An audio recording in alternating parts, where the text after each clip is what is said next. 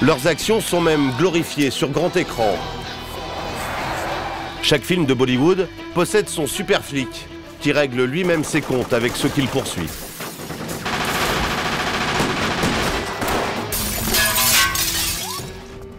Chef, on vient de l'attraper à l'intérieur.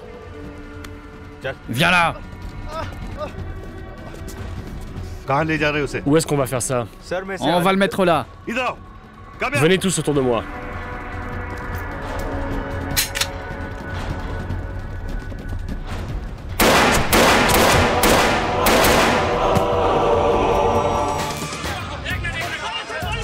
La scène se passe dans la banlieue d'Allahabad, une ville du centre de l'Inde. Les policiers viennent de coincer un suspect. Après un échange de coups de feu, l'homme décide de se rendre. Les policiers, eux, veulent en finir. Allez, vas-y, cours! Dès qu'il se retourne, vous lui tirez dessus.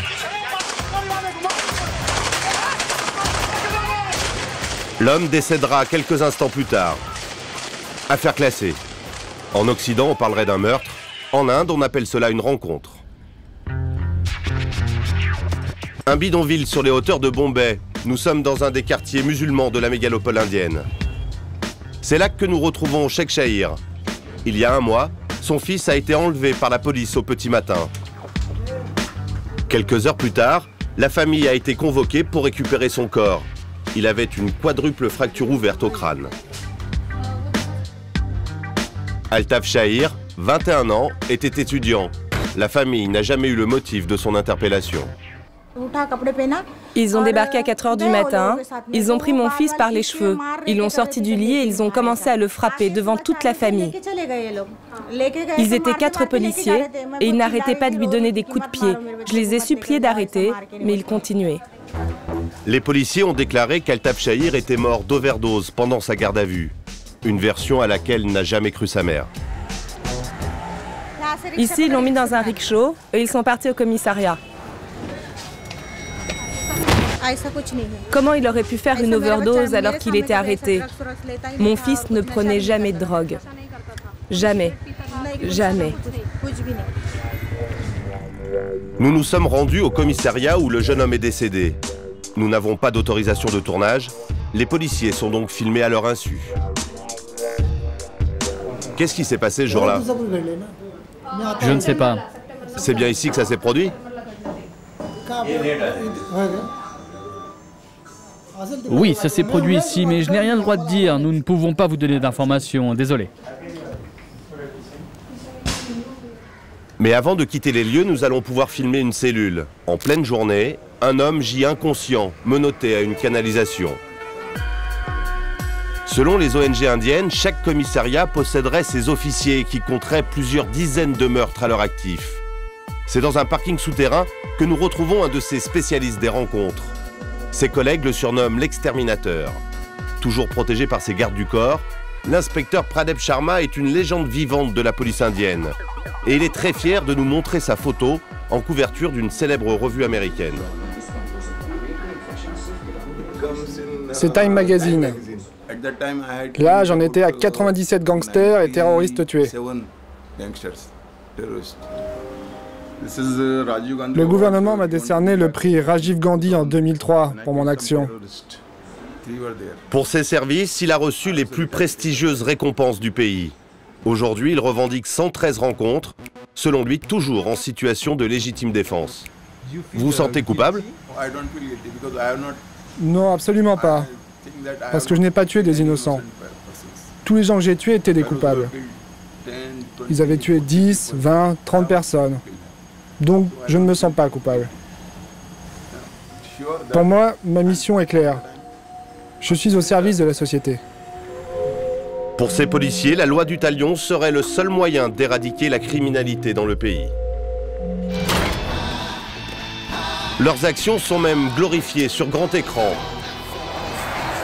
Chaque film de Bollywood possède son super flic, qui règle lui-même ses comptes avec ceux qu'il poursuit.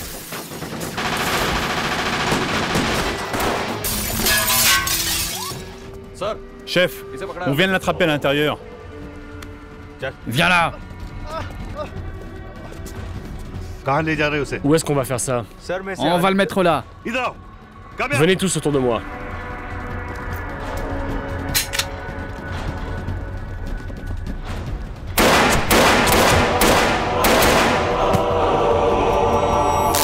Officiellement, les autorités reconnaissent entre 500 et 1000 rencontres chaque année. Un chiffre qui serait bien plus élevé selon un rapport de Human Rights Watch qui dénonce une culture des exécutions extrajudiciaires.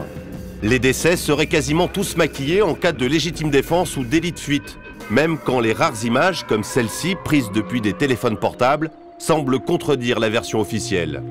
Cet homme aurait été froidement assassiné alors qu'il n'opposait aucune résistance.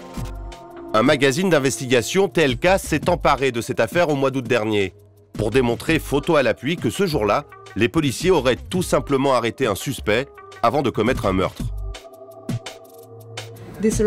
On voit que les policiers l'ont entouré et l'ont immobilisé. On a toute la séquence. Il est parfaitement désarmé et il suit les policiers. C'est vraiment une série de photos extrêmement rares. Les membres du commando le font entrer dans une pharmacie et quelques minutes après, ils le sortent et il est mort. L'Inde est une société encore très féodale. Vous savez, nous sommes une démocratie récente. Dans les régions où il n'y a pas de médias assez vigilants, l'État peut être véritablement oppressif, surtout qu'il y a beaucoup de différences de classe sociale. C'est donc très facile pour les instruments de l'État d'être très répressifs envers ceux qui sont pauvres ou sans voix. Il y a une rencontre qui continue de défrayer la chronique. En 2004, la mort d'Ishrat, une jeune musulmane de 19 ans, abattue au terme d'une course-poursuite, va choquer tout le pays. 150 000 personnes assistent à son enterrement et font d'elle une martyre. Aucune enquête judiciaire, mais les policiers l'accusent d'avoir planifié l'assassinat de plusieurs ministres. La famille décide d'engager un bras de fer avec l'administration indienne. 5 ans plus tard, sa mère et ses sœurs continuent de crier vengeance. Pour les 3 policiers qui ont tué ma sœur, nous demandons la peine de mort. Nous voulons qu'ils soient pendus haut et court. Nous ne voulons pas que ce genre de personnes puissent continuer à vivre, qu'ils puissent continuer à torturer et tuer de nouveau des gens comme ils l'ont fait. Plusieurs rapports d'enquête ont conclu à l'innocence d'Ishrat. Pour l'instant, aucun policier n'a été sanctionné ni même suspendu. Pour l'avocate de la famille, une condamnation des policiers signifierait la fin du règne de l'impunité. C'est incroyable qu'en Inde, lorsqu'il y a une rencontre, ce que normalement dans le reste du monde on appelle une exécution extrajudiciaire, la première chose qu'on fait, ce n'est pas d'ouvrir un dossier sur ceux qui ont tiré, mais sur ceux qui sont morts.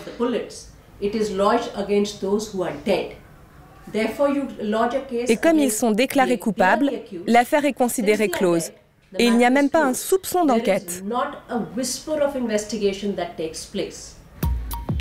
L'affaire est aujourd'hui devant la Cour suprême, la plus haute juridiction indienne.